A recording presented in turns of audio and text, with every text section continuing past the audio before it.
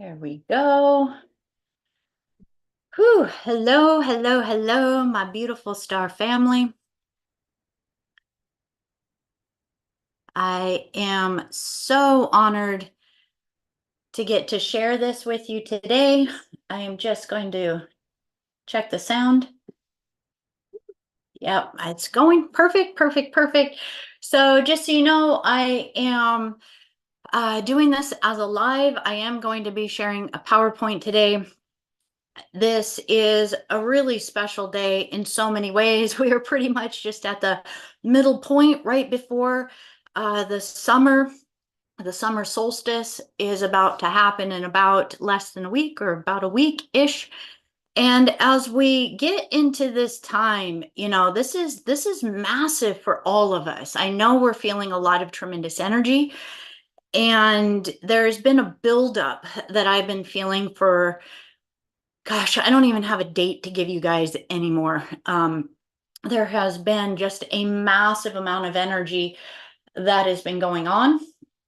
And let me just see, I want to make sure. If you are here in the chat, if you want to just let me know that you're here, I want to make sure this isn't set to private. I just want to make sure everybody's able to be on. Otherwise, I will reset the settings on it for sure. So if there's anybody on right now, if you want to go ahead and open up the chat. And if you can't, maybe I could get one of my amazing soul family, Christar family in the Telegram to let me know if that's not working. And as with everything, let me just double check this. So anyways, yeah, I definitely just want to make sure before I get going on any of this, if anything, I'll just restart it again if there's a problem with it. But I want to make sure that it's going. So give me just a second, you guys, on the technical side here. It is working. Oh, thank you. God bless you, darling. Yay. Okay, perfect. You know what? Oh, there we go. There it is. There's the chat. Thank you, thank you, thank you, guys. Okay, hopefully I can edit that out. So starting all over again. You guys, thank you guys so much. Whew, starting all over again with the technical side of it. So with so much love, I want to welcome each and every one of you here to this live transmission today. Saying hello to Jenny, Darlene, Danielle, Sky, James, Linda, Tracy, Stephen, Brendy, Elizabeth, George, Doug. Hello, hello, everybody. Paula, and so many more. Thank you guys so much for being here and for sharing this support today. There's a massive message that has been coming through from the Guardians. I'll be honest with you, I've been kind of a little bit of a wreck kind of internally, because the downloads have been coming so fast and so piled on that there were a few moments that I was just like, am I just losing it here? Just trying to process everything. And within this, as we know, there's just so much that is happening in our global consciousness as we are here as beings that are residing here on the planet Earth, but we also know that there is a massive amount of galactic energy going on. And part of it is just kind of sitting there and going like, okay, we know the plasma rays in the sun are increasing. We know the photonic belt is really making an influence in our life. We know these rays and these energies are really affecting us in our body and our template, but what is going on? And I have put together a bit of a PowerPoint. It's a very rough PowerPoint, but it's enough to get the messages for some of these transmissions about what have we been sensing and feeling. And so let me preface some of our conversation that we're going to have today. And that is that it really came quite strongly, probably about a year and a half ago, to really start to revisit again the materials around the seals, the implants that were placed within our body and our template.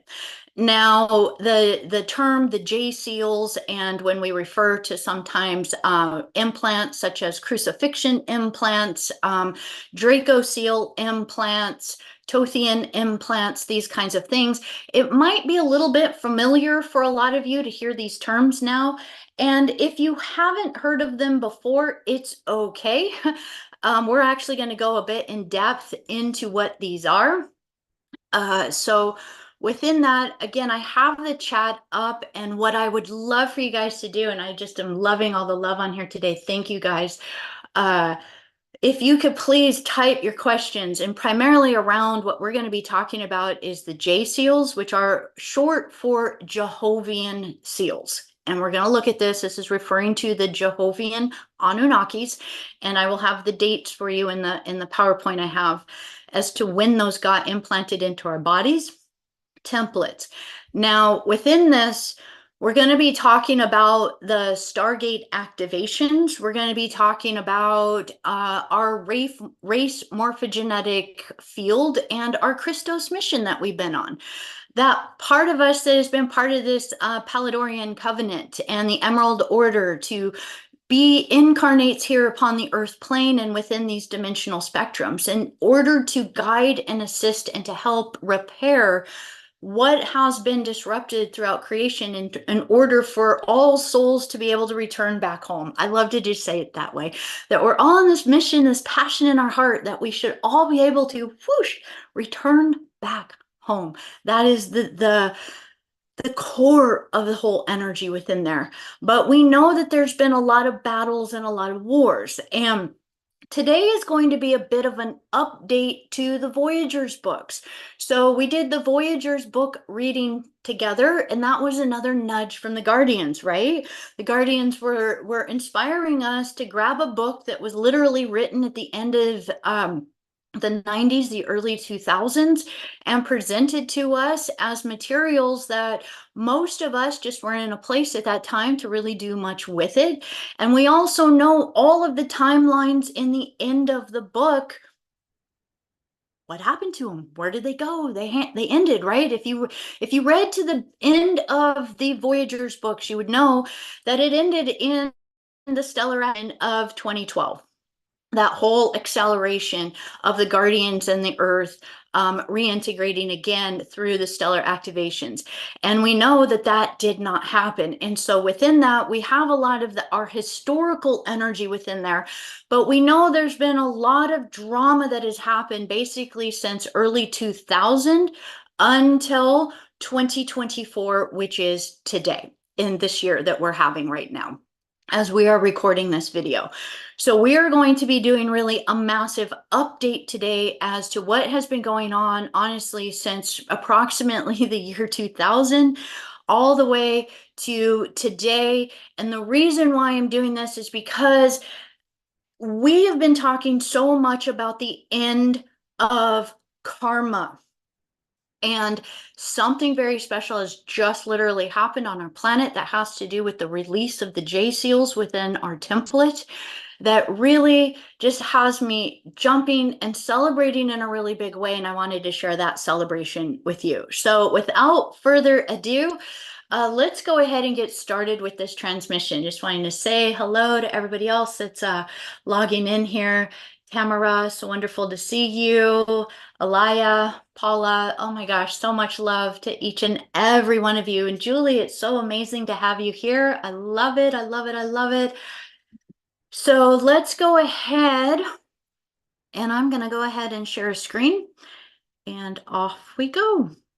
I'm actually going to share it this way today because we are going to be looking at a little bit of the Voyagers materials today. So within that, let's go ahead and just start with this one. So we're going to talk about, first and foremost, what was the Voyagers books really in depth about? Not only our galactic history, but they were really talking about the Sphere of Amenti, the Sphere of Amenti rescue mission, right? That's kind of the title within there, and that's what they were really about.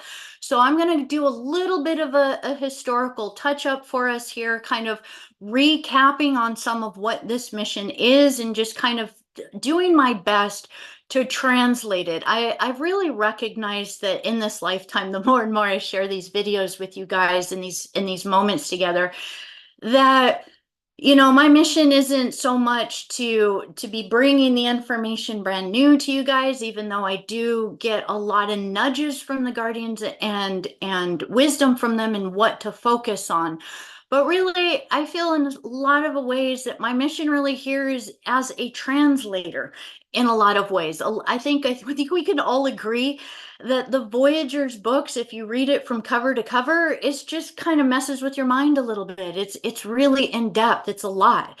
If you read the energetic synthesis materials and that all the ascension glossary and all of these things, it takes a bit of time to start to really integrate into deciphering what a lot of these things are. And they are nudging me with this right now for the Stellar Nation. So if you've watched some of the last videos, I'm really starting to dive in to sharing the Stellar Nation's materials with you guys, which is another body of work that just takes a bit of time. And so my ask of you is that if there's anything at all, as I'm saying all of this, that's really truly what I hope to be as a gift to you, is a translator, finding ways to simplify this information in some way so that it makes it tangible and usable for us to work with. So let's go with that frame of mind. And so as I go through this, if there's anything you want me to refine in how I share it, please, I'm watching the chat as we go along. So the Ark of the Covenant is literally everything. It is really our entire pretty much purpose of this incarnation and what we've been doing through our seeded race lines here on Earth. So here, let's just go ahead and read this. It says, after the fall of Tara, advanced Christic races known as the Paladorians from the God worlds agreed to assist Earth and humanity. Utilizing the highly advanced technology of the ancient builder races, they installed the Ark of the Covenant and its network of stargates into Earth's planetary system. Okay, so the Ark of the Covenant is a portal bridge that connects multiple dimensional frequency spectrums and time-space locations between Earth and the Andromedan Mother Galaxy, which is acting as our host matrix. Okay, so we're looking at the Ark. The Ark itself is, and it's truly advanced technology. It's advanced technology that is the technology of our ancient builder races. It's advanced technology that originates from the Andromedan Mother Galaxy. And this technology is specifically designed to create bridges of light spectrums between matrices and systems in order to feed those light codes from one location to another for multiple different purposes, but primarily to keep the structures in alignment and connected.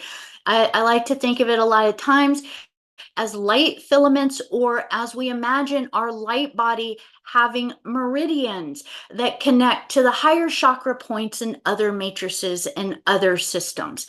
So the purpose is to perform genetic rehabilitation. And just a side note, what are we? Our bodies are bioregenesis vehicles for karmic resolution and the rehabilitation of the genetics within us through our consciousness inhabiting these bodies, so that our consciousness is the restoration plan.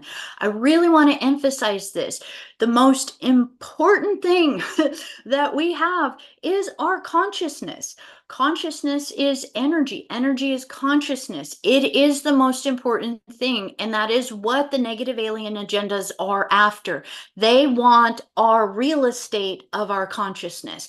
And when our consciousness is attuned to the divine Christic forces and our divine purpose, we are the rehabilitation, the genetic rehabilitation. I just want to really set that. So we are truly resetting the divine blueprint to heal the soul, the monad, the avatar, crystal body, according to the original angelic human template. Okay, so this is so beautiful when we really think of how divinely beautiful these temples are that we live in. So the ongoing Palliadorian activations provide instruction sets for the Christos mission, and these activations allow for the assembly of the Ark of the Covenant code sets, which are held within our light body as host template. As we incarnated with the spiritual mission of embodying these arc codes, we held the potential to reassemble the field as a group from the 13th pillar Essene spiritual lineages. Okay, so this is taking us all the way back. So we're really understanding our different multiple incarnational timelines, really kind of recognizing the importance of the Essenes in the Druidic race lines, carrying the eternal Christos Sophia rainbow plasma field. Together, we can enact the host matrix transplant, reclaiming all lines within the 12 Essene tribes. Now, when we talk about the 13th pillar, we are, of course, talking about the 13th pillar, Mother Arc, which is the aquamarine arc that connects us again to the Andromedan Mother Galaxy. So within here, this host matrix template functions as a crystal bridge. And when we understand that how the Ark of the Covenant is this technology, but I'm hoping you're reading in between the lines here and seeing that it's this advanced technology that comes in, but what is it really activating with? It's activating within energy systems within the planet, but primarily within the energy systems within the template of our body. And we are the restoration plan that begins to anchor that in. So this host matrix template functions as a crystal bridge. You're the crystal bridge, you. Creating ripples that dissolve artificial timelines and AI machinery embedded in reality fields. This process collapses various negative alien agenda architectures that support antichrist patriarchal systems, paving the way for a return to the original divine blueprint. So remember, as we've been talking about the ruby dragons that have been coming in and the sacred father dragon lineage lines that are coming in, they are exactly doing this very same thing. They're now supporting us. We're not doing it on our own anymore. The Ark of the Covenant is something that's been enacted for quite a long time, since the time of the Palladorian Covenant. So now let's touch on a couple key things. We want to make sure we are having a deep understanding of each of these. So first of all, what are covenants, right? Let's just get down to basics. Covenant just basically means it's an agreement, okay? It's an agreement that is made between different groups in order to enact something bigger. So when we are saying the Ark of the Covenant, let's keep kind of dissecting what this really means, okay? Because there are multiple covenants that have been put into place in action. I've just listed three simple ones here so that we can kind of understand the different way they've been enacted. But we have the Emerald Covenant. This is the covenant or the agreement of the Emerald Order. And this was actually an agreement that was created between Toth or the Tothian lines quite a while ago in order to basically, all covenants are basically put in place in order to kind of rehabilitate where negative alien agendas have gone out of alignment or out of place. And so there was an Emerald Covenant.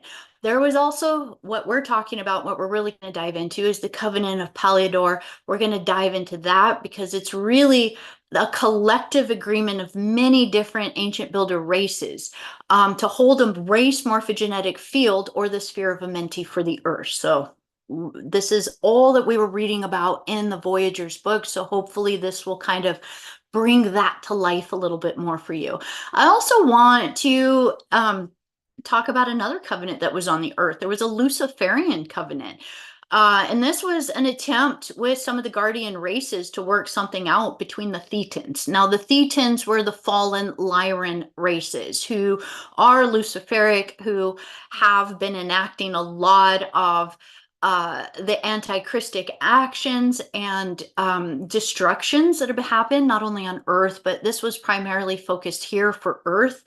But I just wanted to put that on there so that we can understand there has been multiple covenants. But I want you to kind of see in here, we're talking about an emerald covenant, a Luciferian covenant. But notice we're talking now about the Ark of the Covenant, right? And then the Covenant of Palliador. These are the main ones.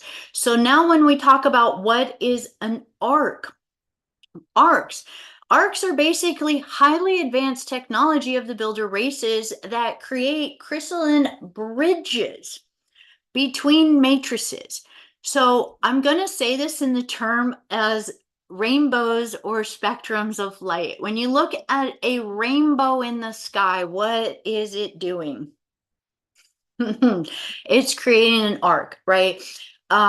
So basically, even if we were to look at a rainbow, it is basically a really neat and beautiful way to kind of see arc technology carrying spectra or rays or a light, light language, light blueprints. As we even see a rainbow within the sky, we're really seeing a light spectra that is being embedded within a morphogenetic creation, right? The minute that you see it, it's actually creating an effect within the template where you are.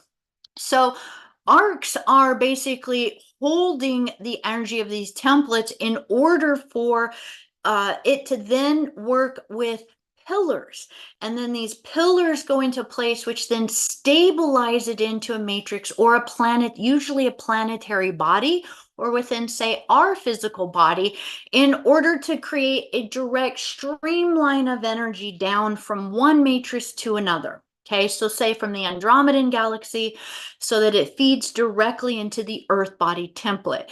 Now, why is it so important that we are angelic human beings? Why is it so important that we are an angelic human race line? And this is something to understand, because if arcs are highly advanced technologies, what are archangels? Right?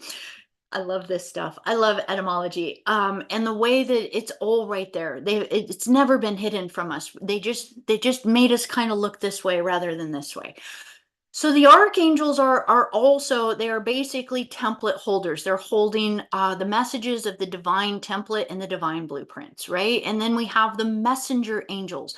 Well, why angels? What is so special about an angel versus other different forms of creations? Angels, as we've talked about before, are not particular beings that particularly have their own free will. Not unless they get kind of born into a template, say like an angelic human race. But angels are a creation to enact the messages or to keep the flow of energy, and they have the ability to move between the dimensions. They have the ability to move between the angles or the arcs. So they can take the messages from one realm to another realm and basically enact that message, whereas the archangels are more designed to hold base templates and then to send out the code blueprints for the angels to then begin to move it of creation, to be the messengers of that message, right? So arcs are massive. And if we are an angelic human being, then this is why we're so special, because we actually have the ability to actually now be the messengers of this arc technology here on the planet Earth right now, right? Does that make sense for you guys? I hope it does, because it's actually really quite amazing that we get to be this. Oh, it's just saying so much love. We got Brian here, Renee, Jenny, hello. Oh, Engelbrett, so wonderful. Hello, so happy that you're visiting here. Renee, Jennifer, Indigo Wizard. Thank you guys. Just want to check. Yes. So, perfect. So now let's tie into this. We're talking about different types of technology.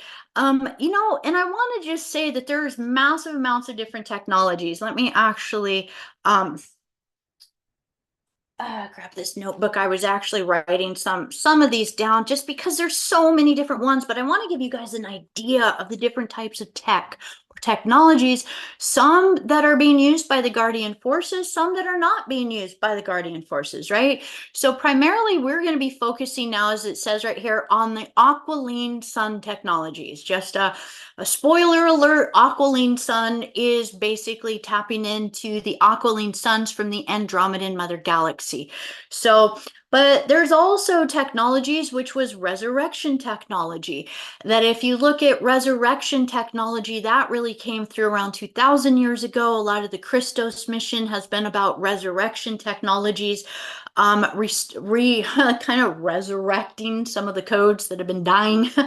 um, there's also scalar pulse infrared and infrasound technologies, Walking Dead technology that have been used. And just to understand, those have been more negatively used against the planetary system. Primarily, the scalar pulse infrasound technology has been used to reverberate the scalar energies to the tectonic plates of the Earth and to cause movement that has not always been harmonious for our best good. But to know, and I want to say this because there will be, a little bit of a tie into how we use some of these stargates through sounds, through sound frequencies. And the scalar wave technology actually works by reverberating three sound tones to it. So for those of you in the Soul Circle, and especially in the Soul Circle Telegram, I don't think I posted this live, and please know that just to take a pause on this, that if you're not part of the Telegram group and you'd love to be more into these types of conversations, please by all means join in. The Soul Circle community is free.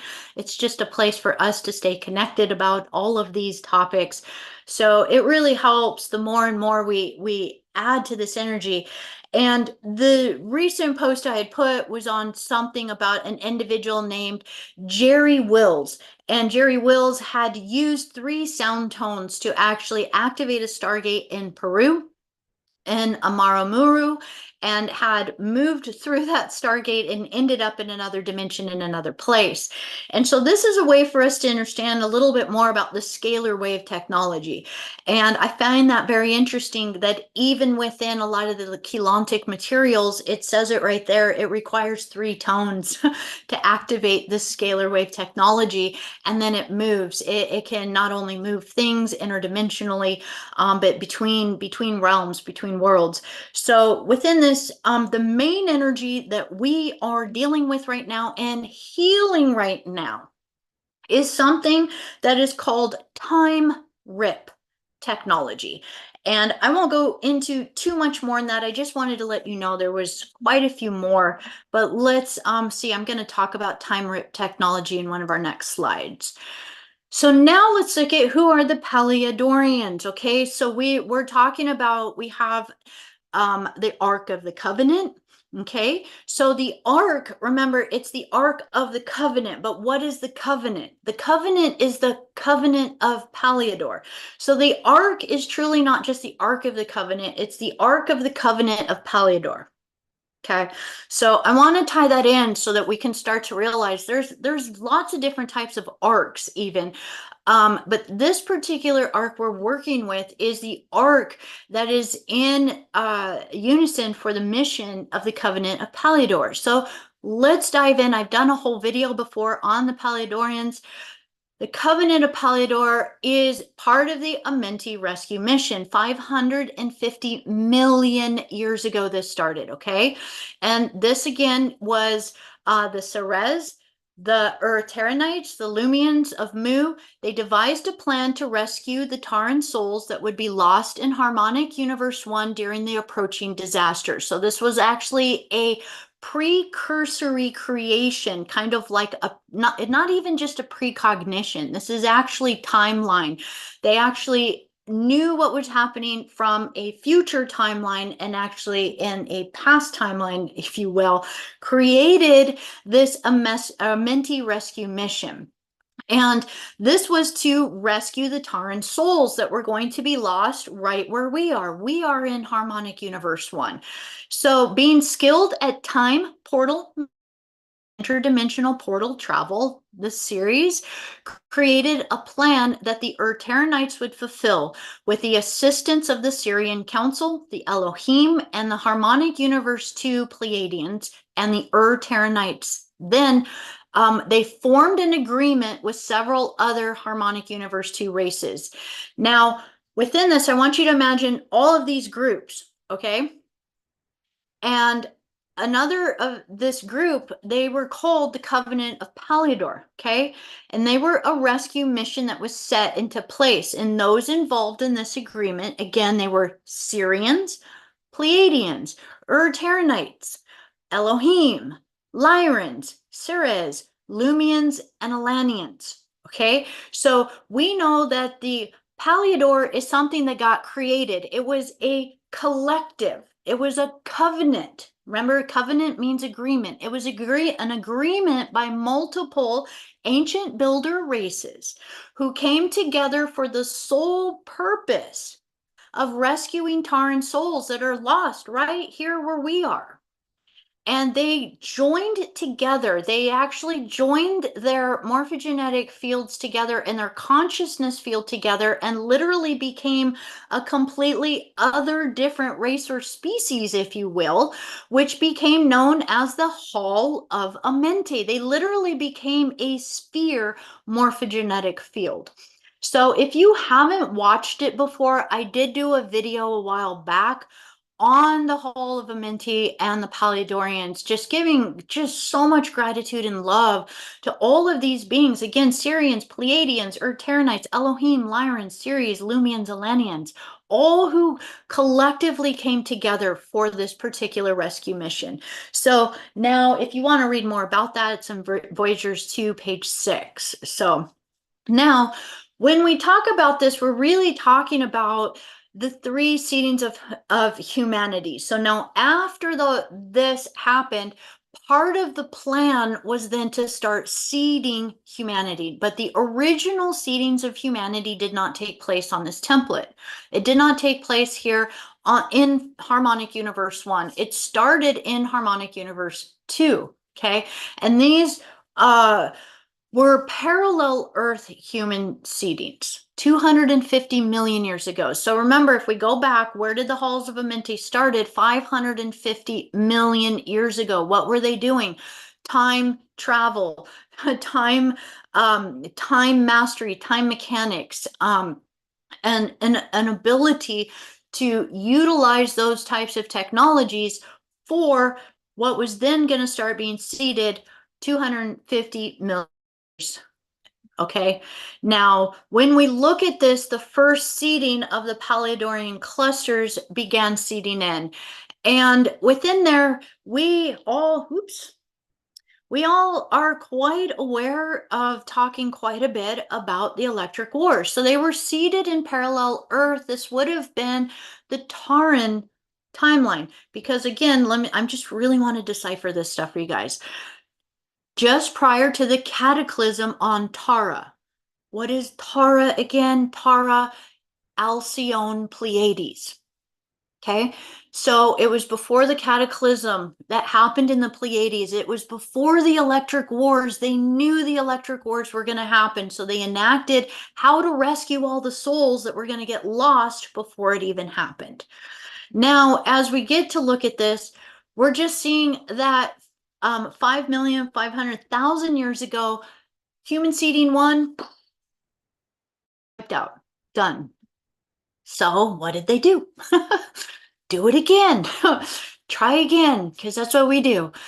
And then, so they started 3,700,000 years ago, seeding 2. Okay, seeding 2 also took place. Not in the same dimensional frequency of Earth, but now we have the 1,000 Years War. This is like the wars in the heavens. This is kind of like the wars, the Greek wars, when you think about the mythology and these kinds of things. These are the wars of the Titans and the Hyperboreans and these kinds of things. And then what happened again? You right, you guys? Oh my gosh, it does. It happens. Yes, just to answer Jenny, yes. So the sphere of Amenti is the group consciousness of the Paleodorians. It is the Paleodorians. Yes, the Hall of Amenti is the Paleodorians. Absolutely. Um, so now, as we look at this, we are, you and I, humanity here, the angelic human race line now. We are part of the human angelic seeding number 3. Okay. Now, the first round, as we started to come in, because they started to get born into rounds and tribes in order to reweave, think about it, braiding the DNA and trying to rehabilitate it little by little, kind of thread it together again, has been what human seeding 3 has been all about. And within that, that was close to 800,000 years ago. So 798,000 years ago is when seeding 3 took place. Now, I want to tell you, I want to weave this into some of my last conversations in my last videos, saying how we are in a rescue mission, right? I say this not to be a downer about the earth. I'm not here to negate the idea of the new earth and things healing and restoring into a different way. I am just being authentic with the way that the messages come through from the guardians and what is really truly happening with our template. And human seeding 3 is the final seeding. We are in the final seating. So basically, this is like a Hail Mary. We're doing it. It either works or it doesn't work, is the way that this human seating 3 has been. Because it's literally, we've been wiped out twice already. And so within this, and you can read about this, I have this as an image I cut and paste from Voyagers 2, page 328. And as you look at this within here, what are we saying? We're saying that we've always intended purpose of the Paleodorians 550 million years ago was to create a race morphogenetic field to get us out of here, to get all the angelic human souls that had fallen into harmonic universe 1 into elevation back into harmonic universe 2 at minimum. Okay, so this is something that I want to really reiterate for each of us so that we can embrace it in our heart with a new perspective, because we've been so bombarded on this earth with Armageddon technologies and Armageddon propaganda and hell and brimfire and all of these things that we think if this ends, there's not something better. And I want to have us in some ways remember our Tauran timelines, our Gaian timelines, and better than that, our Aurora Earth timelines from the Andromedan Mother Galaxy, that there is such a bigger cycle to the plan that we are on, and we are choosing to be part of this angelic human seeding 3 mission. Our mission always was to get in, to get everyone, and to get out. It just always was. And I like to just hopefully remind everyone with love that that's just a beautiful way for us to remember, let's actually go home. So let me just kind of verbalizing this again here in a little bit of a different way, but that the sphere of Amenti is a race morphogenetic field for the 3 seedings of the angelic human race, for the 3 seedings of them. Oops, I accidentally typed it twice. In order to reconnect the sphere of Amenti, we have to do it through the Ark of the Covenant portal passages. And the purpose of seeding 3, which is what we are, is all about reestablishing our connection to the sphere of Amenti. Okay, so I didn't actually create another slide for what are these portal passages, but these portal passages are really the reactivation of the stargates online and the energy systems online, as we are really aligning more to the photonic belt, the photonic rays, and realigning through the mother arc energy. So in the Voyagers book, again, we learned about the sphere of Amenti, and let's kind of cut forward in the story, right? So what happened?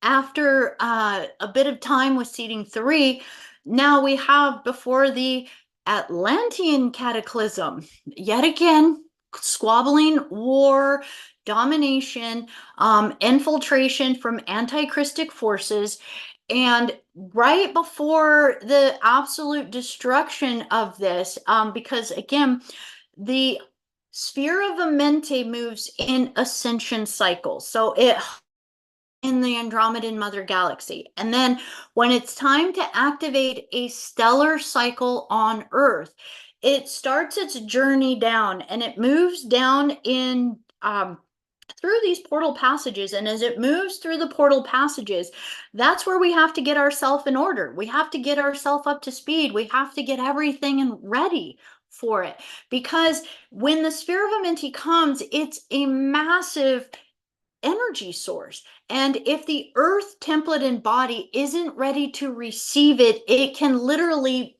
blow everything up. We did definitely go over this in the Voyager's books as we were translating some of it. And so the sphere of Amenti, as it started to come in the last activation cycle during the Atlantean times, remember, they had to pull it back. They actually had to go through extreme measures in order to make sure that it didn't hit lower than a certain field so it wouldn't blow the earth up.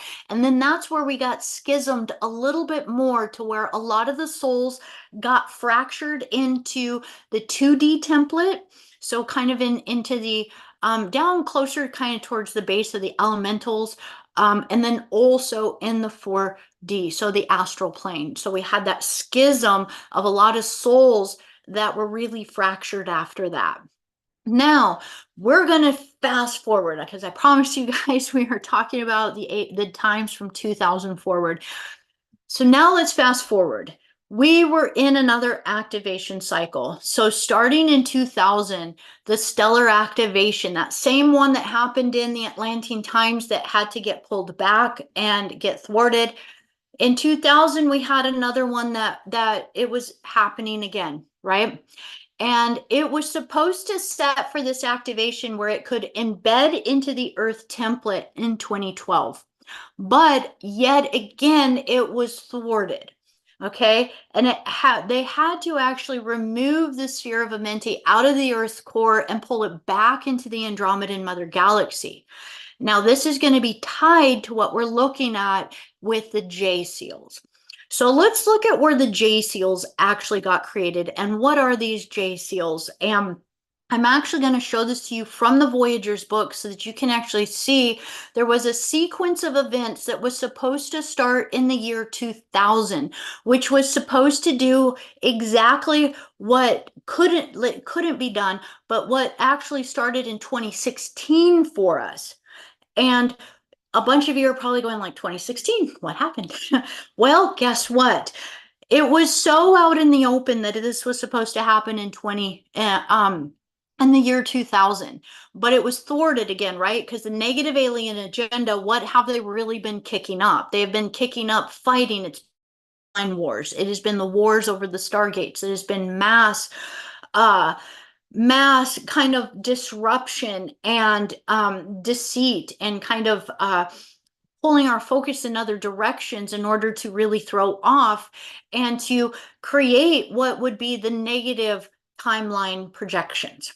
Okay, now let's look at this from the book. I want to read this first. It's kind of a bit, so give me a pause here. So when the Nibiruans created the Phoenix, so the Phoenix is actually a grid. There's a dove grid, a lion grid, a Phoenix grid. There's multiple grids, and I can do another video on that. But there are actually Stargate grids upon the planet that hold these portal passages and these arc technologies on the Earth.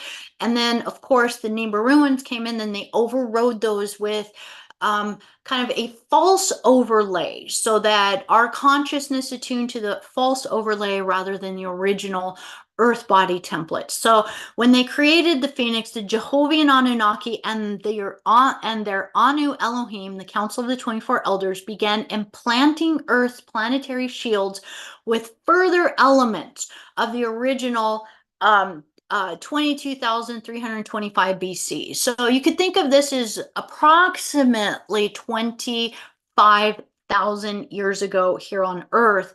There was technologies that were put into place, and if you can imagine these grid systems put into Earth, the secondary thing that they did is then they began to genetically manipulate our DNA template and implant it with Jehovian seals so that the seals and implants within us would attune to the false grids, and we would always be out of sync with the original stargates and where our consciousness was meant to travel. Now I'm going to stop this share for just a second, and I'm actually going to I want to share over here with this one. So let's go ahead. This is actually Voyagers 2 within here. And we're going to see that here it is again. They're talking about wormwood within here. And I want to touch into kind of recognizing that this is such advanced technology, you guys. This is why I wanted to go into a little bit of a verbiage with you guys at the beginning about technology. Because a lot of times when we think of our guardian races, the councils and these types of things, there's sometimes an amorphous type of feel of how do we connect to beings that are really consciously at a much more advanced level of consciousness as us, and many times we attune to them more as an energetic energy rather than thinking of them as having advanced technologies. And so now let's kind of dive into what are these. And she kind of goes over this multiple times within the Voyagers books. Really kind of the concept of the revelations energy. Let me just see what page I'm looking. I'm looking for 419 right now. So here's where I got this quote for page 417 about the Earth's planetary shields. So now we're going to look at the Jehovian seals within here. And in the year 2000, there was supposed to be what was known as the release of the seals. Okay, so what this was, it was we think about the horsemen. When you decipher the book of Revelations, and I'm not the expert on this to do this. I can only kind of just give you the inspiration to look. There's actually quite a few individuals out there that have deciphered the book of Revelations brilliantly for all of its astrological implications. It's basically a time clock. It's basically kind of like a calendar and a map of the astrology of when things are going to get set into motion. Now, within here, we understand that there's also the seven trumpets, the seven seals, and the seven trumpets within here. So these are the Jehovian seals. The Jehovian seals, again, are something that are created from the Jehovian Anunnaki races who were utilizing their advanced geneticist abilities in order to manipulate the angelic human races in order to basically subdue them or deactivate them to a degree in order for their ability to enact a lot of this beast machinery within some of the stargates, basically harnessing the energy of this system in order to use it as an energy source for their black hole systems. So I won't go too much deeper into that right now, but what I wanted to point within here is that she spells it out within here. You can see that every seal is actually attuned not only to what we would think of as even a spectrum of energy, a spectrum of light. It's also attuned to a chakra center. It's also attuned to different places upon the earth, grid points upon the earth. Okay, so within the year 2020, there was supposed to start to be a release of the seals, starting with seal number 1. Okay, now within seal number 1, I'm actually going to scan through while I'm talking to you to see if I can find, there's another area where it actually, she spills it out a little bit better right here.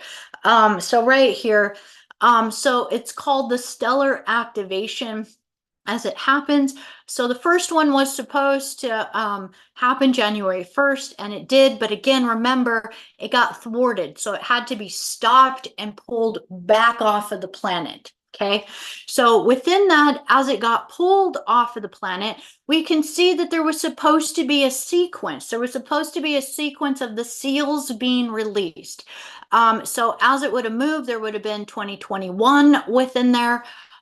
It would have moved. I didn't highlight any of these, so I'm not gonna go too in depth with showing this to you here. Uh, but again, if you go into the Voyager's book and you can look, it's probably starting around page 417, right in there. You can actually start to scan through. And by the time you get to page 430, you're just seeing it again. You can see how complex it is, but that it's the release of these seals. So now let me cut back on this for you. But I wanted to show you that this was something that was supposed to happen, and that they were supposed to be completed before 2012, in order for, by the time 2012 came into place, that it would be set. Everything would be set, and then basically as the halls of Amenti were settled into the earth, then basically all the race morphogenetic fields would have the ability to now begin to have that access point to get all rehabilitation through their codes, because that's what the halls of Amenti are. The halls of Amenti are basically our missing pieces that we've had, and that host matrix is holding it for us to leave. I also want to show you guys, because I do talk about sometimes the 12 stars, the 12-star crystal seals. Sometimes it's referred to as the 12 stars of Mary, or the 12 crucifixion stars. These are all, again, seals and implants that have been placed upon us in order for us to be subservient, for us to feel like martyrs, like slaves, like worthless, that we always need a savior. We always need someone else to help us, right?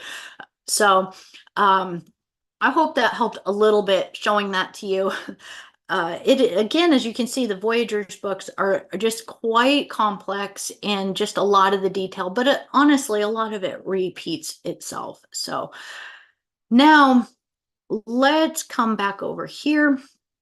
And as we continue within this, now we're going to start to look at what is so important. Kind of one more recap on this, but what's so important now as we are connecting to the Aqualine technologies. I want to really emphasize this for you.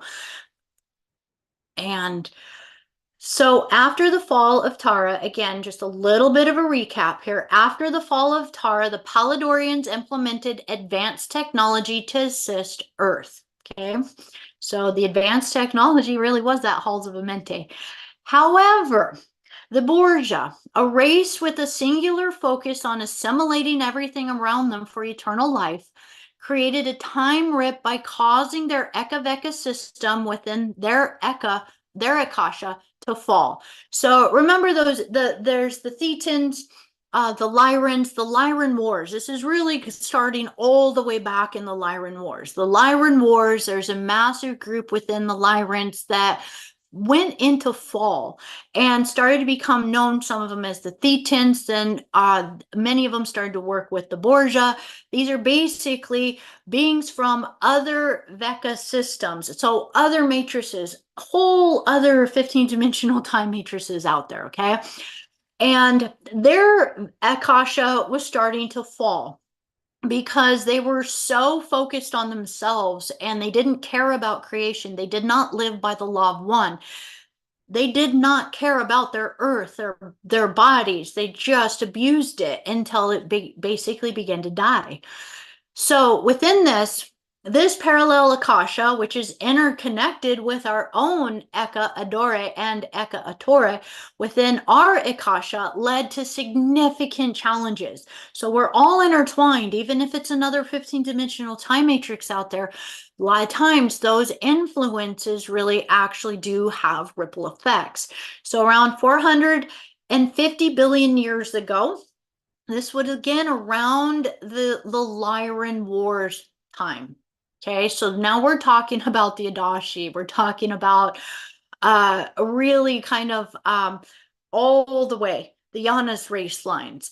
So around 450 billion years ago, the Crystal River Cooperative Intervention Team was established by Christic forces from neighboring Akasha and Eka systems. Their goal was to reestablish a quarantine on the fallen Borgia Eka system to prevent them from using their time rip technology to fulfill their anti-Christic objective of assimilating all living matrices around them. They really were like the Borg in Star Trek, just wanting to assimilate everything. Their aim was to assimilate everything in their vicinity, and again, in order to ensure eternal life. And to counter this, let's just say the founder races of our Akasha developed the Christiac gyrodome technology. So these are basically, again, another way for us to see massive technologies put in place. These kinds of technologies are bigger than solar systems, a lot of them. And this technology was designed to reestablish the quarantine there by applying it while the unnatural time rip connected to the parallel Akasha of our Eka. And if it had fully and completely been able to do what it wanted to do, it would have literally disintegrated us into space dust. Now, I get a question from a lot of you. Why? Why did the Guardians let it go this far? Why let it have gotten as bad as it is? Why didn't they step in? Why didn't they change something? Why didn't they just destroy the other races? Here is your answer. So instead of putting in this entire technology that would have literally just kind of annihilated these ecosystems into space dust, they could have come in and they could have basically put caps on these time rip areas, but it literally would have just, again, this whole energy of just destruction would have destroyed all the creation. Now, it would have stopped a lot of it, but they decided to actually let the infection get all the way as far as it would go, to the very, very base. So that's what we're in the middle of, right? When we go like, why did it get so bad? It was this idea of allowing it to kind of infect so that if it went all the way down into the base, that when they enacted the full Aqualine technologies, it would be able to grab everything from the bottom and be able to pull it all the way back up.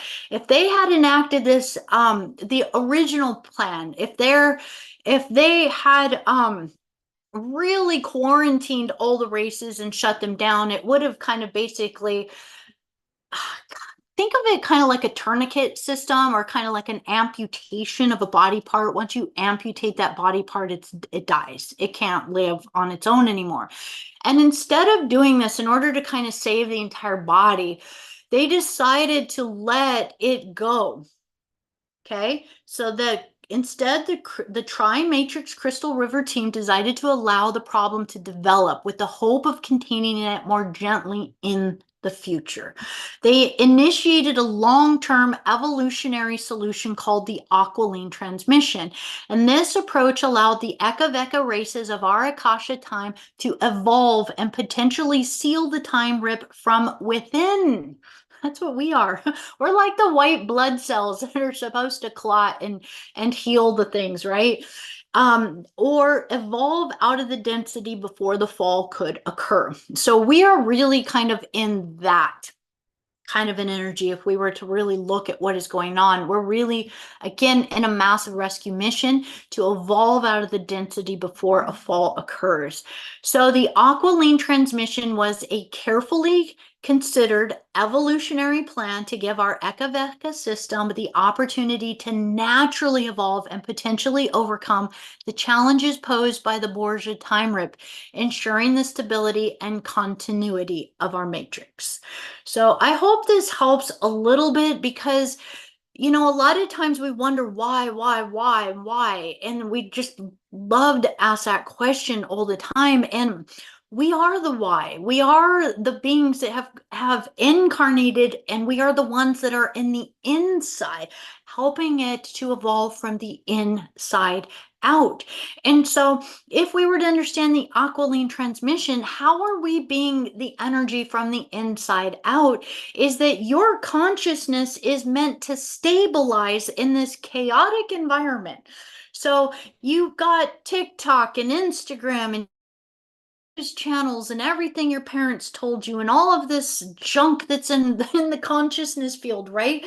And all of it's in there, and all of this consciousness is just floating all over the place like chaos.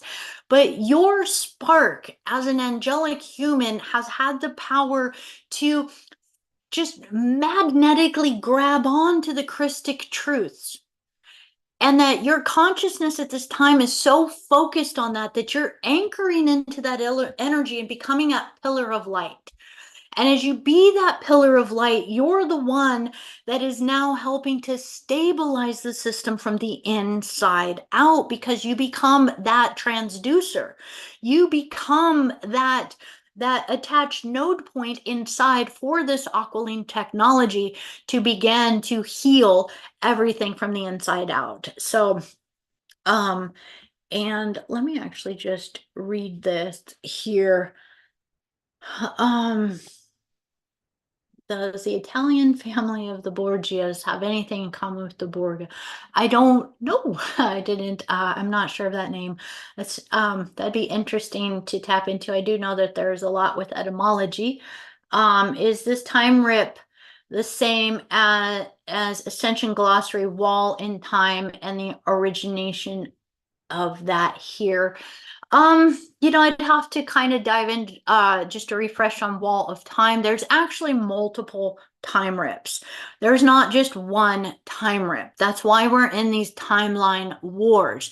Every time they create well, wormholes honestly are more stable. Time rips are when they actually utilize very aggressive, heinous, really quite technologies to blow up stars, blow up suns, blow up planetary bodies in order to force a time rip, to force a black hole to happen, in order to kind of then use it as a portal to transport between one locale and another.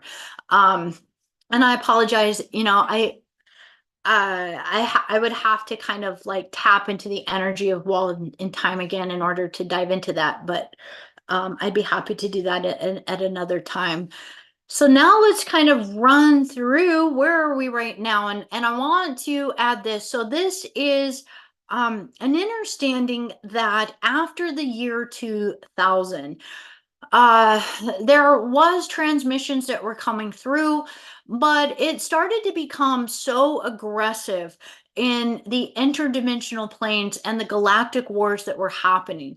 There became such an infiltration through the governments on Earth. There became such a against the human races and the angelic human races through technologies, through mind control, through using mass media in order to really create massive confusion, all of these different uh, 9/11 timelines, Armageddon like timelines, and so on and so forth. And so within this, behind the scenes, we were seeing things kind of from our human lens of what's going on the earth. But behind the scenes, there was a lot of meetings with galactic forces, guardian councils. There was something even in the year 2000 known as the Treaty of Altair. Now, this one, if you've gotten a starseed reading, and I've talked about this for you, there's a huge sense of betrayal within this one, because again, in the year 2000 we were wanting these stellar cycles and these activations to happen, so it'd be ready for 2012. But what happened in that time is these Nibiruan factions and Anunnaki race signs, as well as others, who had made agreements. There was treaties that were in play, that they were agreeing that they were going to step down from their control systems over the earth. And remember, they've been actively doing these things since I believe like the 40s, the 50s, where they created treaties directly with the human races. These treaties where the Greys and so on and so forth have been coming in, experimentations, the permission that was given through governments in order to allow X amount of humans to be exported off of the planet. We know these things. These are not new things. We know them now, but we want to recognize by the year 2000, this stuff was going on for already like 50 years on the planet. It was already going on for quite a while. And so at this point, there was treaties that were put into place through these alien races that were really manipulating the governments upon the planet. And the treaty was to step down, to stop incarcerating the human race, and to begin to free up the consciousness of humanity so the ascension cycles could take place. But we have an entire a betrayal of the Treaty of Altair. It did not. They reneged. They did not. And so within this, around after that time, there was a huge kind of as it progressed, I think up until about the year 2006, it's almost like everything had to go undercover. And that's why there was almost kind of a sense of this gap that was going on, this massive energy. So now let's go ahead, and I'm going to tie into this what I'm and just to let you a reference over here to a manual, the Panclara PDF. I want to actually give a shout out, because I know you're here right now. I want to give a shout out to Elizabeth in the Soul Circle, just with so much love. You were a transmission from the Guardians as a missing piece, to revisit that again and to reconnect to the KDDL transmissions that are coming through. These are discourses that have been quietly coming through, and they're very sporadic, very little, very pretty much the Guardians have kind of dipped out of being very forthright with what is going on because of how highly volatile the atmosphere has been on Earth and the infiltration levels to the governments on the Earth. Okay, so now let's fast forward, because I know you're reading this and you're going like, what? So now we get to look at this. We're going to see November 2016. I'm going to invite you guys to just kind of think back to this energy in time. Now, this was a massive time within my own timeline. Massive energies really started to reactivate at a whole other level. What I think for a lot of us was happening is massive accelerated walk-ins of higher levels of our consciousness during these timelines. Okay, so now basically we're going to see this as the Jehovian seals. Come back to the idea of the Jehovian seals. And in November of 2016, basically there was what they're referring to as a firestorm is released. Okay, and what this is basically enough had come into play as an activation and as a mad rush to really get the stellar to harness the cycle still and this stellar activation. And so within this, the first Jehovian firestorm is released. Now, I'm not going to be able to explain a lot of the massive details because I wanted to get this report out to you in just this way, but I will continue to add more to it. But the way that this technology kind of works is there's something referred to as chevrons. And I don't have a great definition for you right now, but basically these are like rings and fields of energy. I'll just kind of downstep it like that. It's fields of energy that come in, and as they come in, they start to work through the bands. And if you think of the bands of the J seals, Each of the seals is kind of held in a different chakra and a different energy system and a different grid line on the earth. Well, it's no different. They're kind of held in different bands within the fields around the earth as well. And so as the first firestorm is released, we're going to see that the guardian technologies will release this energy, and as it releases out, it begins to move through the bands, and it takes approximately a year-ish. They're not all exact, but it takes approximately a year of moving through here, where it starts to then open up the access to the crystal bridge passage again. Okay. And we know that this is something that got enacted 450 billion years ago, right? The crystal bridge passage and the aurora spectra frequencies. Remember the crystic forces from the aurora and the Andromedan mother galaxy. This was the long-term plan, right? Billions of years, right? You guys were like, blink of an eye, it just happened.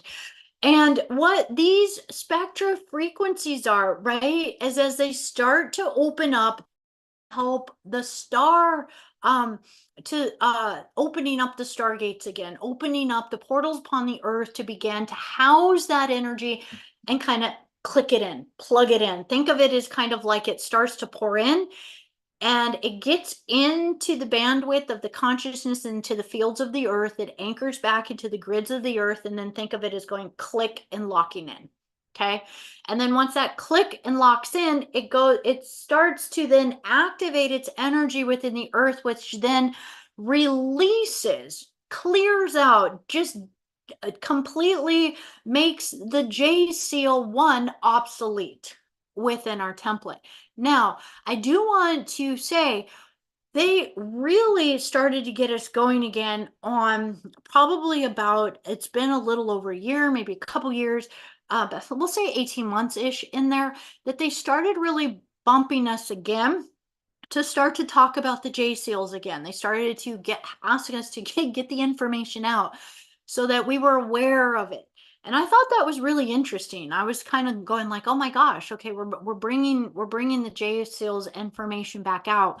What are we doing with this? And so they were having a lot of the sessions I was doing with clearings with individuals to be focusing on going through all the J seals again and clearing the J seals again, because even though they were releasing, they're still, remember, it takes a spectrum of time for them all to release. So they were bringing them back into our conscious awareness so that we would be actively aware of this energy clearing in our field. Okay. So now as we get to look at this, I'm really, some of these are coming from a transmission from the KDDL as, an energy that was transmitted from the guardians, and pardon me, I know she goes by another name, but we know her from the Voyagers as Ashiana. And when she was sharing some of this information within there, uh, this is basically some of the timelines that were posted for the J Seal releases that have been happening. Now, within here, we can see as we just kind of move through 2017, 2018, we can see that it was moving through Seal 2, Seal 3, Seal 4. But here we go. What really started to amp up in 2019? We have massive battles that really started to take place over the earth as they started to lose their foothold, because remember, the J seals control us. They basically are kind of like their internal, like, think of it as kind of like how you can create an invisible fence for your pets. They're kind of like that in some ways. So within this, as it really started to really, what did they want to distract us with? And then also, I am going to touch on this a little bit just because I want to put some thoughts in your guys' minds in order to just really question things in a little bit of a different way. And it started to be the political races within the United States, right? And there was, oh my goodness gracious, like to go back and recap on this, to recap on just the levels of audacity of manipulation, the audacity of just flat out lying to people. I am sorry, like the level of how they're just blatantly lying to the people of planet Earth right now is just beyond ridiculous. I personally am in the United States and I live currently in a country where, as of today, literally seeing a video of what version of the president that our country tends to have right now. I don't know. Like literally, please, I'm asking you guys to be so mindful. The person that is posing as the president of this country is not the same version. It's constantly changing and it is so blatantly different as of today that you can see the line on the neck of where there is just something over the face, but the whomever's inside is not the person they say it is. So I'm not bringing this up to be political with any of you. I'm bringing this up because we need to be aware of the negative alien agenda and how strong it is, just dug into everything. And there's so much within our consciousness that just wants to say, it's just a conspiracy theory, right? That just, I don't pay attention to that. Oh, I don't look at that.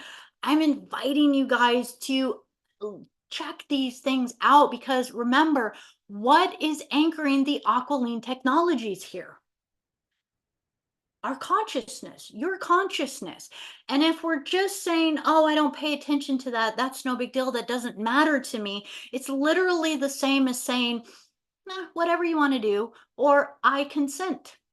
And I don't consent. And that's kind of our invitation as a, oh, thank you, Elizabeth, Ayasha. She goes by the term Ayasha now. So thank you, Elizabeth. So within this, just a gentle reminder that our consciousness, as it observes the field around us, it has the ability for us to see what's going in the morphogenetic templates and say either yes or no. I consent, or no, that is anti-Christic. I do not consent. That is the invitation that I have for you guys. And I will get off of that right now and move on with this because honestly, I mean, I do get impassioned by this because this is what the whole it's about programming us into not caring or just feeling helpless or hopeless or I don't even want to look. That's what the J seals are about in a lot of ways. Um, so within this, as we get to look at this, we're going to see that by the time 2020 came around, we're now um, ending of the third, and the fifth firestorm is being released. So you can see that the firestorms come and then they activate the energetic fields within the bands and the templates, and then from that field they then have to lock in and anchor in, and that takes time. So the firestorm may come, but then it might take a bit for it to actually lock into place well enough where it then activates that energy field from the divine blueprint so that it disengages the artificial template from the JCO program. I hope that makes sense. Is that making sense to you guys? I hope it's making sense. Um, so I'm really trying to simplify technologies that like physics way outside of my league, but we're just trying to get into where we understand them because remember, we are frequency beings. So when these frequencies get shut down, we are the ones that are being asked to step up to be sovereign so that you can actually start to consciously direct your temple, your body, your consciousness for this. So now 2020, what do we got? Oh my gosh, the third has ended. So what do? Global. They went global. They're not just going, this is something I think that they definitely put into place for quite a bit of time, but let's go global. What are we going to do? Lock them away from each other because if they're too close to each other, they're going to inspire each other. Let's create massive depression. Let's create massive issues. Let's create confusion. Let's make them confused about their own body. There are so many things in place. My gosh, you guys, we've seen it. We know it.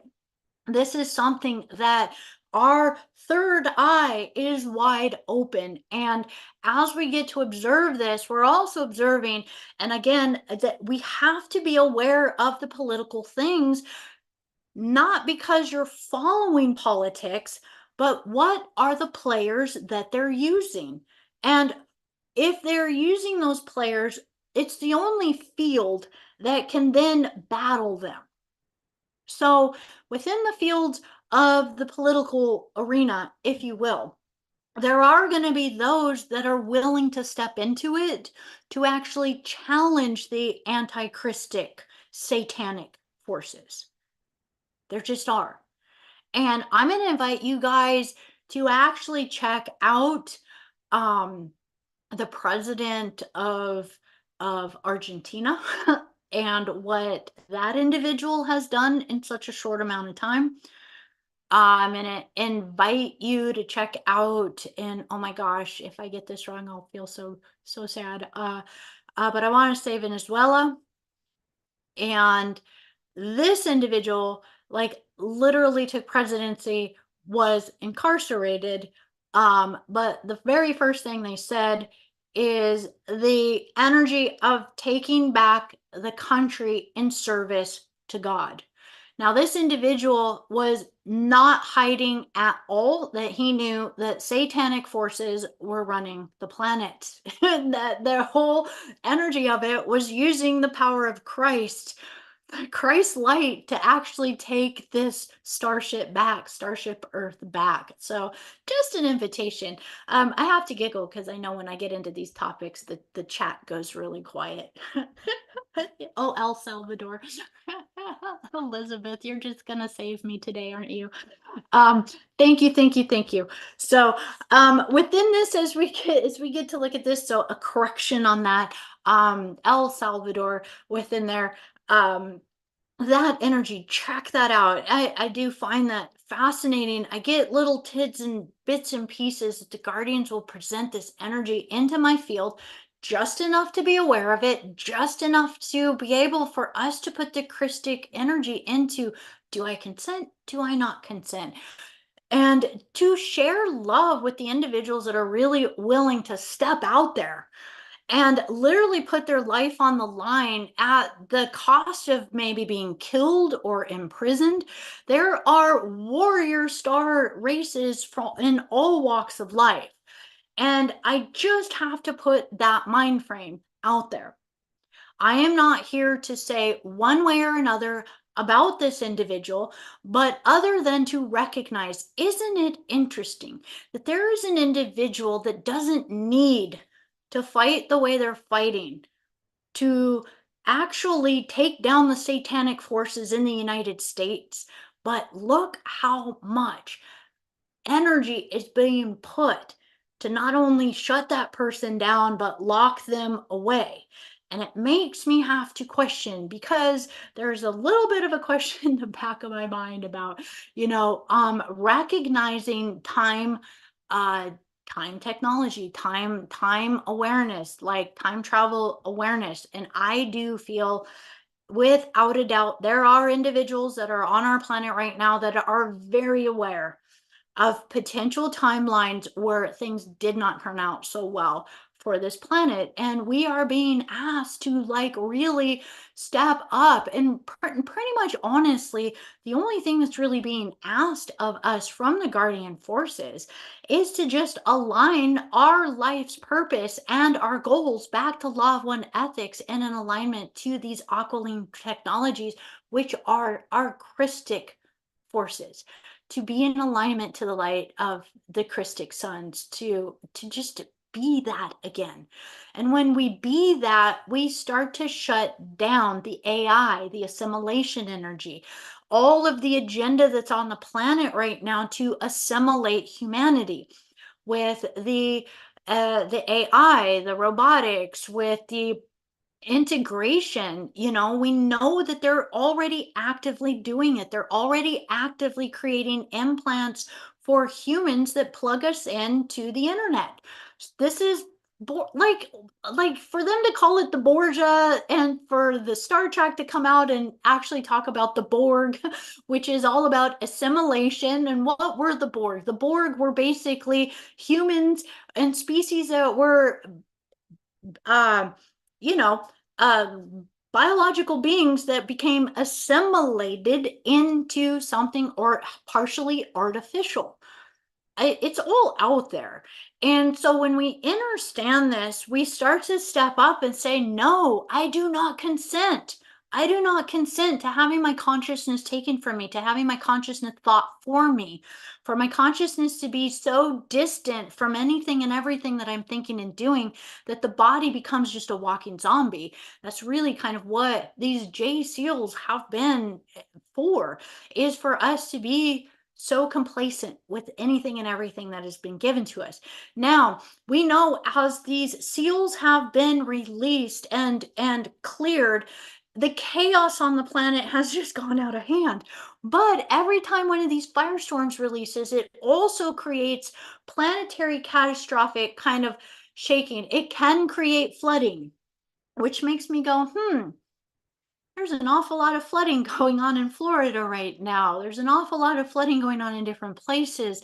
So we know that there's different grid points where when some of these things get activated, it actually creates different geomantic things that starts to shift and change on our physical planet as the body of the planet has to shift and change almost into like this transplants and new energy coming in online.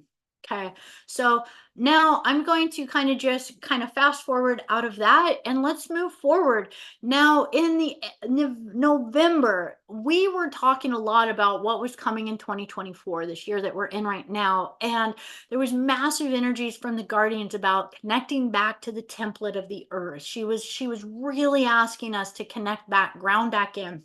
We also knew starting at the beginning, there was a massive, almost kind of shift in our consciousness as far as purpose of where we were headed. The energy started accelerating, the photonic belt energy, and then the solar energy really just started to like have we seen, I don't think we've ever seen the solar, the M flares, the X flares, all of these things that are just sending all of these new types of rays to the earth have just been accelerating at a level in conjunction, which was the release of the seventh seal. Now, the actual completion of the release of the seal literally just happened in this last month, May. We're in June right now. We're in the second week of June. We're in the middle of June. It's almost the summer solstice. Literally within last month. What have they been nudging us with lately? What have we felt lately? There's been a massive cataclysm. They asked us, it was the final battle for the last seal. And I could feel it. They were pulling us to move out of time. They were pulling us to get out of sync with everyone else so that whatever the battle was, it was going. I've never seen this before, but even within this time, the spiritual warfare got so heightened. In all the years that Lisa Renee has been sharing her transmissions and her updates, she's never skipped. She's actually always even done them with live groups within her membership. And literally starting only a couple months ago, it became so volatile in the environment that she had to stop actually transmitting through live transmissions and do recordings. And even after that, if you look on her thing, this one's even postponed. And never, like I've never seen that, ever seen that, because she's always been holding, and this is just showing us the shift is now. This is massive for all of us. So as you know, hopefully being a translator in some way of some of what is going on, I'm inviting you guys to look at what were they also sharing with us in the last few months, and especially since the end of last year. This is what we want to really pay attention to. So the big energy I really wanted to have for you guys was about this final seal removal. What does this mean for us? This means for us that for those of you that have already gone through the J seal clearing, now you can harness this energy as a way to really be complete with it.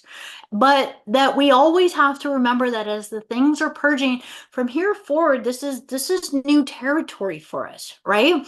But this also means that we accomplished moving through the seal removals, which wasn't able to happen in the year 2000. This is massive. So this is anchoring in this aqualine technologies in here as you become more and more of this pillar of light. I don't even think we're going to know what life is going to keep looking like for us. So within this vibrational energy, I want to also talk about what were some of the other things that they were bringing in. And there's two specific things that I wanted to highlight within there. One is they've been really amplifying this energy of the realignment with the photonic belt. This is huge because this is Tara. This is the Tara timeline. This is the rehabilitation. This is the bridge between Harmonic Universe 1 and Harmonic Universe 2. Two, they started nudging me, and I know that this I'm just giving you my perspective. There's a lot of individuals that have already been nudged and are doing this, but they really started nudging me to start to work with true sidereal astrology. And what this is true sidereal astrology is the astrology that reads the exact placement of the stars based on the astronomy of the stars in the sky.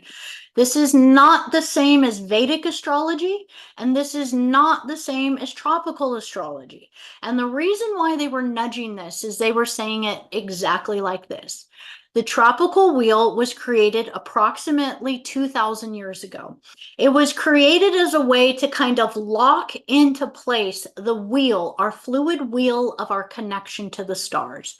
And when they did that, they took all the constellations in there and they evenly divided them into 30 degrees each with rulers over all of the decans. Rulers, archetypes. So now, as we look at this, they took all of the organic and then they basically locked it or made it stagnant. They basically put an overlay over it that no longer matched to the true rays and vibrations of the stellar rays that were coming to us. Okay, so within this, they started nudging. And I will tell you, there is such a program that we have with the tropical system that for a lot of individuals, for myself, even at first, to start to kind of look at going that, oh, okay, in the tropical system, I'm born under what the locked symbol is of Aquarius. But when I actually free myself out of that and look at where the true stars are, then I fall under the sky in the constellation of Capricornus. That is where the stars are, and I'm aligned to the stellar nation of the dolphins through my sun, which is really cool. So within this, I am going to be talking about this a whole lot more. I've been doing galactic star reports. I've been doing galactic star reports solely off of the tropical system because at that time I was like, well, this is what we're operating off of. I'm going to use what was consistent with the majority of the individuals, and they've been nudging and nudging. And the way the guides work with me is they start bringing me more people who want to work with sidereal.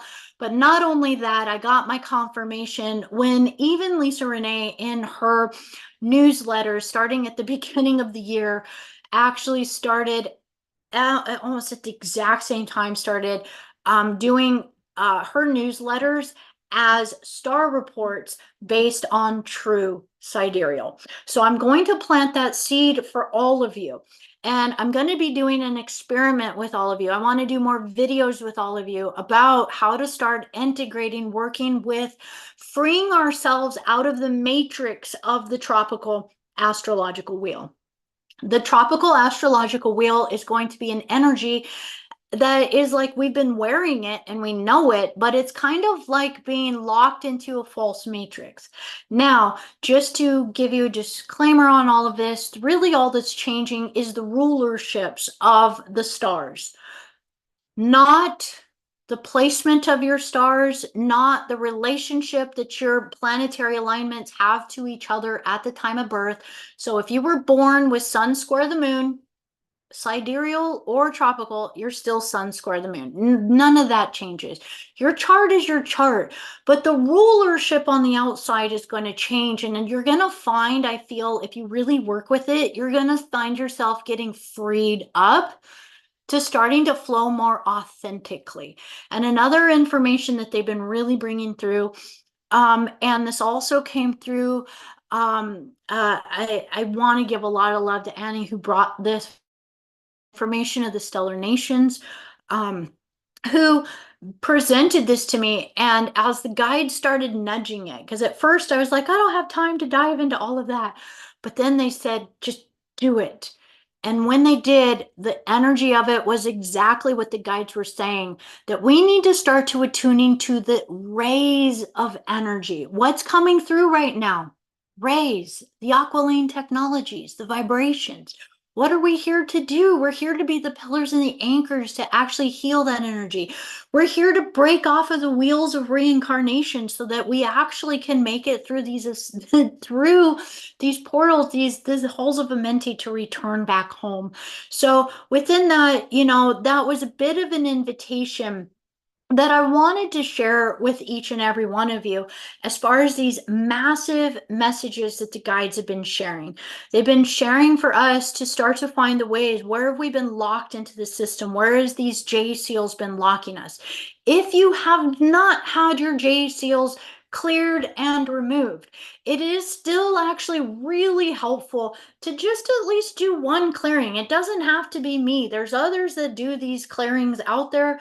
By all means, reach out, but to know that it's going to be kind of like a one and kind of completion as we get to now work with it since May, right? Because, right, all the J seal clearings that we've ever had before then, with them still activated in the Earth template, it was easy to still get retagged by them, for them to open back up, for them to kind of get activated again. But now that they're shut down, this is the perfect time for us to go on just this massive, just let's all do it. Go, let's get in there, clear them out. So within this, I do recommend there is ways that you can do it on your own if you want to get one of the graphs that are out there to look through, just to see where they are. But sometimes it's just helpful to have someone to run it through it with you so that you go through and clear all of those, because then you can also work on a lot of the other seals that are in there that I think are also starting to get shut down with the ruby dragons coming in, which are the Draco seals. The I don't, my mind's blanking on, I'm trying to read the list in my head. But there's Aryan seals, there's Draco seals, there's different seals that have also been embedded that kind of make us a bit of the property of other beings, astral beings, other races, so on and so forth. And so when we clear those, a lot of those are tied more to bloodlines. It's really, really helpful. So I hope you guys find this as uplifting and as helpful as I have found it, as I'm so grateful to the Guardians. They really kind of had me juggling a whole lot of things, and it was almost overwhelming for a little bit of time. But as the puzzle pieces came together, they were just like, share this, get out there. So I hope that it was able to come through with enough clarity for you guys to be able to receive some of the beautiful energy that is coming through, recognizing that as the seals are removed, what that means is that the Amenti, the halls of Amenti and the Amenti sphere, and they're all our halls of Amenti. We can get into that later, but the sphere really, really, really changes everything. This is a game changer for us in a really huge way. Just read this message from Elizabeth. I've heard that July 15th marks the end of life as we know it. I would not doubt that. Everything in all the spheres of life will change, starting with the economy, food, all of that. Food shortages will be a big part of it. And just an answer for George, a lot of the information in the seals is just right in the Voyager's books. That she goes into in depth in all of them. The whole last of it is all about the seals and the four horsemen and the revelations and all of that. So if you guys really want to kind of dive into the seals, that's in there. I have also done some other videos about it.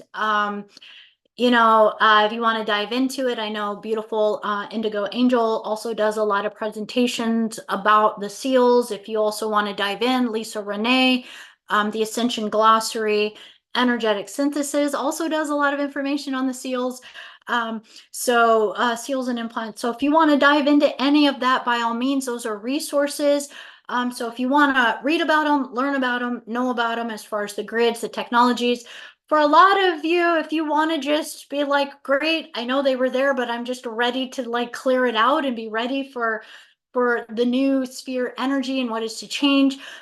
Please reach out to me. I'm available here for you if you want to go through just final clearings of this energy, or reach out to someone else that you trust, and let's do it. Let's be free. Let's really embrace. Let's, with gratitude, have so much love as the covenant of Palador and the Paladorians are here, as we really connect to this Aqualine Suns. So I can't ever say it enough. I love you guys so much. Thank you guys for sharing this journey with me and for sticking with for all of this time. This has been a really long transmission. So with so much love, have such a beautiful, uh, just dream life.